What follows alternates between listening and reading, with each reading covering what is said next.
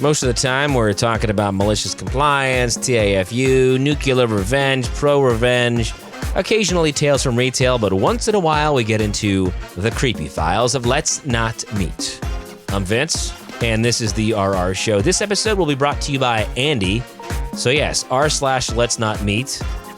We've got one posted by Serenity Angel 1990. Why are you mad I'm not drinking?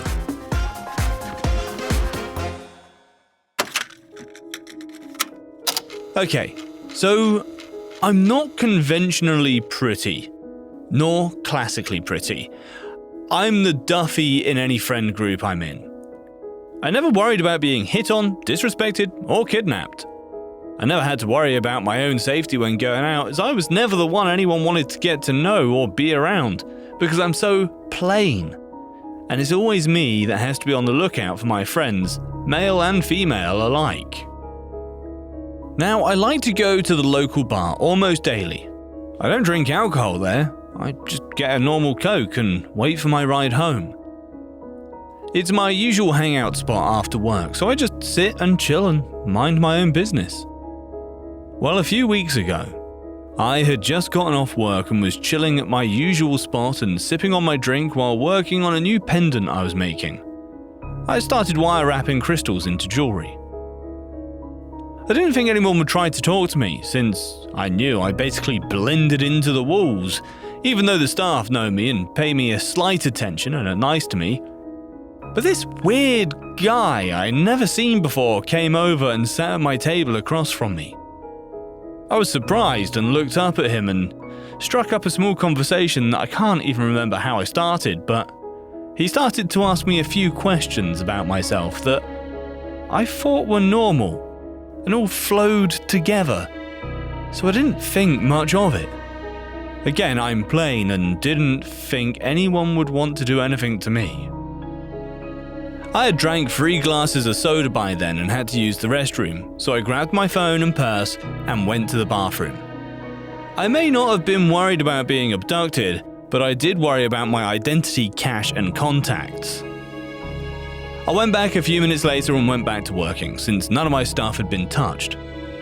I called a waitress over and asked her for a new drink, and she nodded, as it had already been ingrained in me that you never leave a drink unattended. And if you do, just have it remade or leave it at the bar.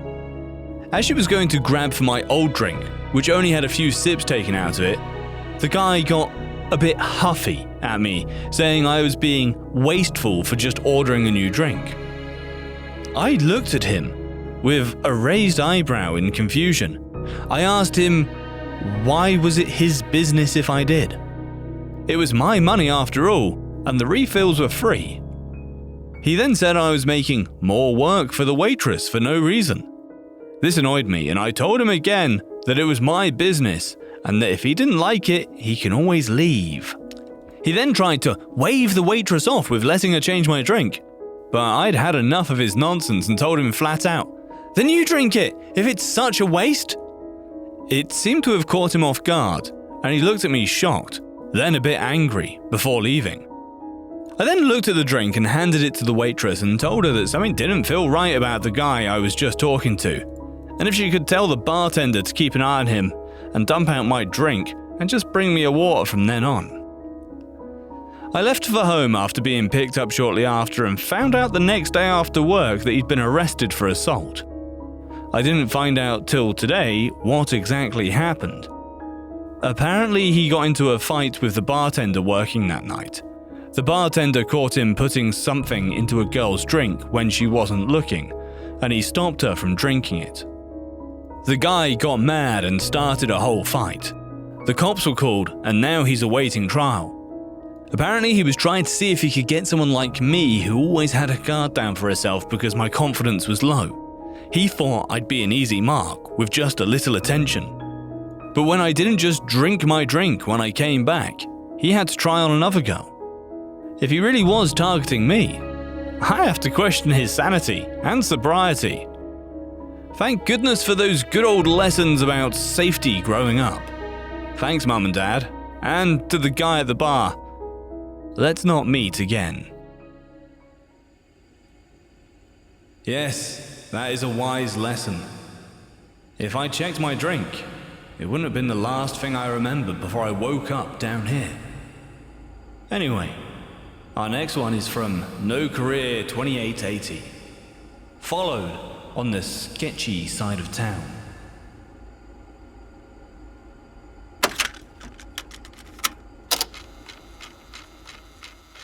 I've been on this sub for a couple of years now, had my own couple of Let's Not Meet moments, but for some reason tonight, I just needed to share what happened.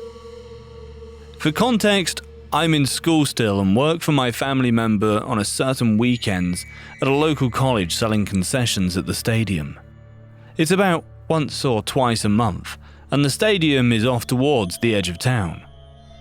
It's Friday night. I had just gotten out of school, and I had to go straight to work. I get to work for 4 hours, half shift tonight, and my boss, who's my aunt, tells me we need more spoons for tomorrow's event. We sell ice cream, and these events have like 5,000 plus people at them. I say, okay, I'll go grab them on my way home. The only store open with heavy-duty spoons is all the way on the other side of town, and I still wanted to go meet up with some of my friends and mess around. I decided to take the faster but more sketchy way around the outskirts of town. I live in a weather bipolar state. It snowed last night, but I figured the roads would be fine enough even if they weren't plowed. I take off to the store, and the first 5 minutes go by and nothing's wrong. I haven't seen a single car or any buildings the entire time. But keep in mind it's approaching 9 PM and I'm on the outskirts of town and no one really takes this way in case they really have to. All of a sudden, I see something in the corner of my eye, and it looks like a man, roughly 5'8" I'd say, wearing shorts, a t-shirt and a backwards hat. He's in the ditch, walking in snow when it's 10 degrees out. My first thought is to pull over. But I'm on my phone with my mum at the time, and she warns me not to as some things have happened before in this town. For example, a couple of years ago, a college girl was kidnapped and found dead rolled up in a rug in 2014. I consider stopping, but for some reason I tell myself not to. I wasn't really worried about anything. I'm a young dude driving a big pickup truck. The last type of person anyone wants to harm, right? I pass the man, going about 40 miles per hour. Like I said, roads aren't the best. I drive not even 500 feet past him, and immediately, a car that I did not see at all before turns on and pulls out of a field entrance of the road and starts to follow me. At first, I thought I was just focused on the man in the ditch and didn't see a road, and that's where the car came from. But I later found out that there wasn't a road there. Now, again, I'm not super worried. I've watched my fair share of crime movies and read plenty of stories on this sub, and I didn't feel it was a threat. Yet. I started to approach the town again, and have to take some turns to get where I'm going. I turn left. The car turns left. I turn right. Car turns right. I go around the roundabout and skip my turn and go twice round as no one else was there. Car follows. Okay, at this point I start to worry a little. But maybe they just need to go to the store also? I then pull up to a stop sign. I wasn't on the best side of town either, may I add, and I turn without my signal. The car follows. Now at this point I should have gone straight to the police station, but I still didn't think much of it. I'm 2 miles from the store, where plenty of people will be. I take a few more turns and the car continues to follow me. I completely blew a stop sign at a non-busy intersection, and the car does a quick stop and go and catches up. At this point I'm 2 turns till the store, so I'm still not worried. I turn into the store, and the car turns also. The store also has a gas station, so I pull there first to act like I was getting gas. The car sits off to the side of the road in between the gas station and the store, and just sits there. I wait for about 10 minutes and the car doesn't move. At this point I start to get worried. I'm a young kid, alone at night near the bad side of town. I call my friends I'm supposed to meet up with later on and give them the license plate for worst case scenarios. Then take off to the store. I cross the street. The car comes straight behind me. I'm freaking out on the phone, not knowing if I should call the cops or not. I go and park as close as possible to the store, and the car parks 3 rows behind me and a couple down. It's getting late at this point, and the store's closing soon. There's only a couple of others in the lot. I turn my truck back on and go park on the complete opposite side of the lot, get out, and I completely bolt inside the store. I'm not super overweight, but I ain't skinny either. I'm about 6'1" and 200 pounds. Who would want anything to do with me? I get spoons, take my time in the store. I go to call my friends to walk back outside, and my phone is dead. I look out the sliding doors, and suddenly there's a white van next to my driver's door. Looks like no one's in it, but the back windows are covered and it's running. Big red flag. I run to customer service and explain everything, but they think I'm some young kid messing around. At the time, I didn't see the original follow car, but no way in hell am I going outside with that van next to my truck. After waiting what seemed like hours, about 30 minutes, the van pulls forward, and the original car appears from the side of the building. From the in-store Starbucks window, they talked, and then both drove off. I wait another 10 minutes and dash outside. I speed to my friend's house, and when I get there, I park in his garage. My one buddy asked why there's a big orange mark on my tire, and my heart sinks. When I was inside, the follow car must have marked my tire. After inspecting the rest of the truck, we find a small pipe dropped in the bed of the truck surrounded by snow. It was about 2 inches wide, and I'd say about 18 inches long, wrapped in duct tape. It was not mine. I was all alone, no phone, scared, in a part of town I'm not familiar with. I try to laugh it off, but now that everyone's asleep, I can't help but think what would have happened if I walked outside. I've always been sort of ego boosted on the fact that I'm a chubby fat dude that no one would want to mess with. But after tonight, I realize anyone can be targeted. So creepy men who follow me all night and waited by my truck? Let's not meet. Our next story is from Dying Since Birth. Wake up to find a strange man in my car. Then, discovering how much worse things were close to being. I was 24, female, with a 2-year-old son whose father had relapsed on drugs and got us evicted after blowing through every dime of savings we had. Shamefully, I went back to live at my parents' house while I worked to get back on my feet. I should add that they live in an upper-middle-class neighborhood on the good side of our city and had lived there for almost 20 years at this point. The night before this incident, I was quite restless and couldn't sleep, so I went downstairs in hopes that watching murder mysteries on the living room TV would lull me to a dreamland. Yes, I am that type. My father, always a worrier, double-checked all the windows, locks, and ensured the garage door was closed, as he did every night. My mother and siblings would often tease him of this, since we felt extremely safe and comfortable in that neighborhood.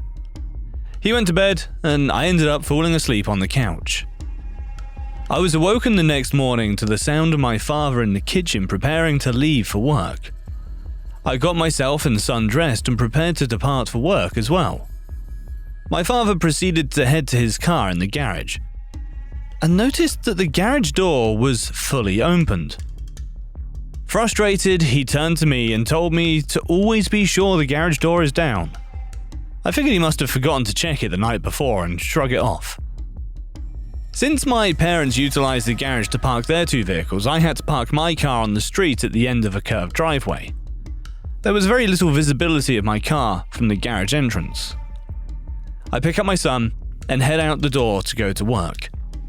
As I am approaching my car, I notice a person sitting in the driver's seat of my vehicle. I will add that I often left my car open in case my son's now homeless father needed shelter from the rain or cold. He could lay in there. Of course, I naturally think it's him. I open the passenger side door and lean in, expecting him to welcome me and beg for a ride somewhere.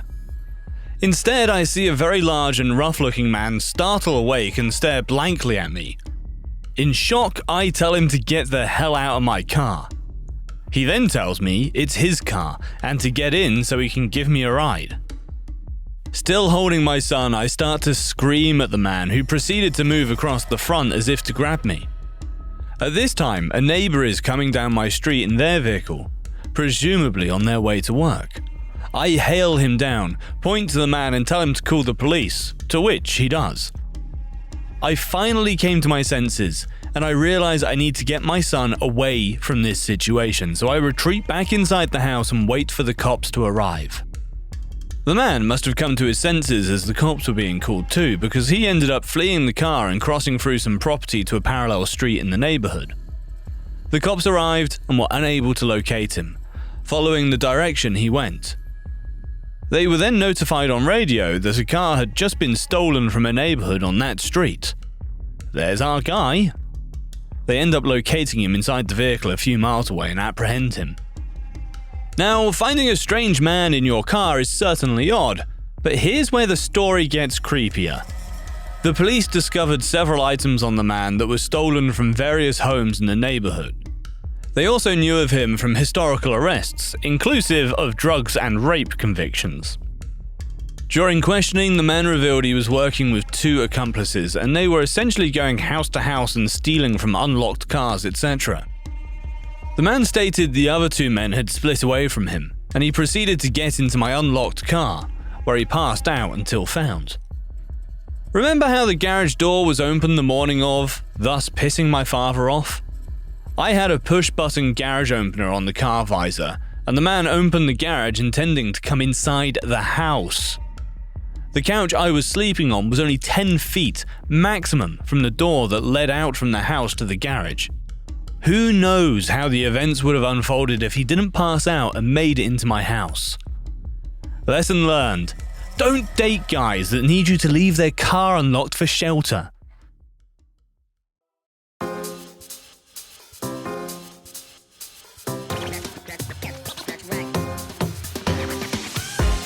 So thanks for being with us. The RR Show is a production of Evergreen Podcasts and Wessler Media. Now, if you'd be so kind, please follow or subscribe to our show wherever you get your podcasts. And if you're feeling extra nice, you might as well leave a 5-star review. But for more, visit the website, rrshow.com. That is rrshow.com. I'm your host, Vince. Thank you to my producer, Kevin, and we'll see you next time here on The RR Show.